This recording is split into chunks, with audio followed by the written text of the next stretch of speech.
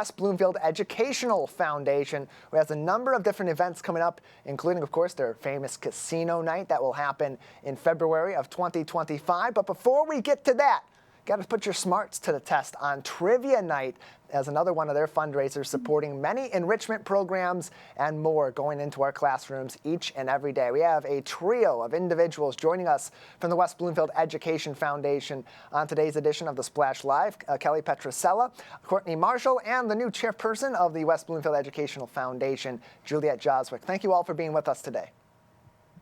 Thank you for having us. Thank you. Yeah, thank you. Happy to have the three of you on our program today to talk about this. Juliet, we'll start with you as the chairperson of this board. Why do you believe it's important for our local businesses and individuals in our community to support this organization, and ultimately what that fundraising goes to in order to help our kids? It's a great question, Tyler. When we provide teachers with grants that help these teachers buy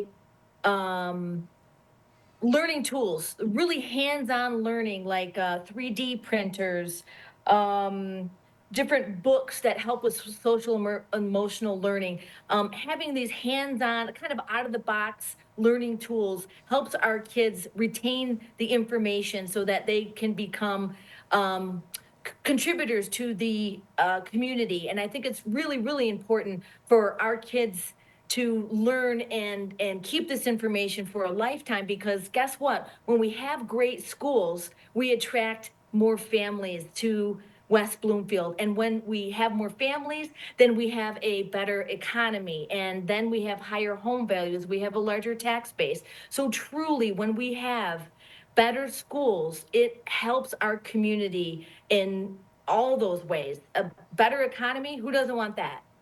So these programs, these tools, these different programs that the Educational Foundation goes to support, look, it's not a unique problem to West Bloomfield. It really is to every school district that they get a certain amount of funding that can be put toward these sort of resources. And otherwise, it's often teachers that are putting forth the funding themselves to bring additional resources into the classroom. So, how does that present certain challenges to the foundation in fundraising and being able to provide these sorts of resources to those teachers and ultimately to our students? Yes, it's a challenge every year.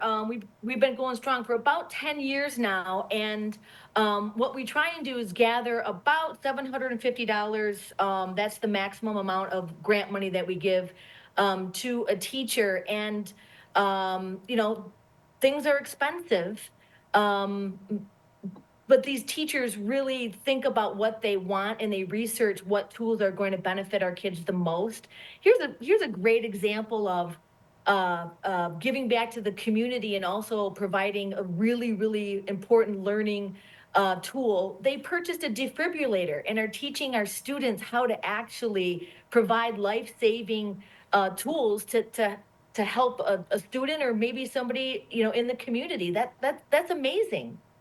Yeah, and it's really important stuff, and it's not only something that will be helpful in that classroom environment or in that particular school, but as you said, outside the classroom, both now and years into the future, you never know when something like that's going to be useful and maybe even life-saving here in our community. Also joining us is Kelly Petrosella, one of the new members of the WBEF board, and as someone with a background as you have in strategic financial planning, how do you hope to bring that to the foundation to help them not only bring in more fundraising for our local kids and for our classrooms, but to put that to the best use to tap into as many resources as possible? Yeah, I think there's many ways that my background in the financial industry can help the West Bloomfield Education Foundation. One being I work with clients on a daily basis on budgeting and kind of looking at what's available to spend versus what we should be saving, and then looking at those budgets to say, where could we be cutting, or where maybe can we get a better price somewhere else. So, helping the foundation kind of look at those line items to see, are we maximizing every dollar? And then also, part of how I've grown my practice through the years is leveraging relationships and cultivating relationships. And I'm hoping to be able to do the same thing for the foundation to help leverage some of the people within the community. I mean, we are very fortunate to live in West Bloomfield, a community that has always backed education. And so I know there are people out there in the community, whether they have children in the district or in the school system or not, that feel that education is a worthy thing to spend on. And so I think there's a huge opportunity to just continue to grow the base of donors to the foundation. And you see that in the way that people show up for these different events, whether they're school functions or these fundraisers, even how passionate people are when they talk about school-related issues at their local school board meetings or those study sessions. We know that passion is here in the greater West Bloomfield area for our kids and for these programs in the West Bloomfield School District. And so we'll bring in Courtney Marshall, also another new board member for the West Bloomfield Educational Foundation. You are a longtime volunteer, having participated in many of these events. You've attended Casino Night with the West Bloomfield Educational Foundation in the past as well. So what inspired you to take that to the next step and now join this board that does this really important work to support our classrooms?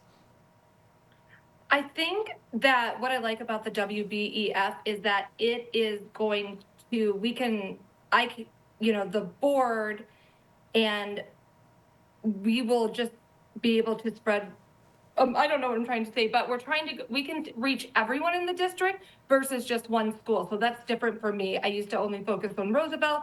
Now I get to focus on the entire district. And also I'm hoping that we can also help people like the reading recovery, people who work throughout the whole district, and not just the teachers, but any support staff, anything they need that helps district-wide. So I thought that was a new challenge. And I also think that what they do goes directly to the classroom, just like PTOs do. You see within a couple months the effect immediately after we give the grant. So I was excited, and I was happy to be asked.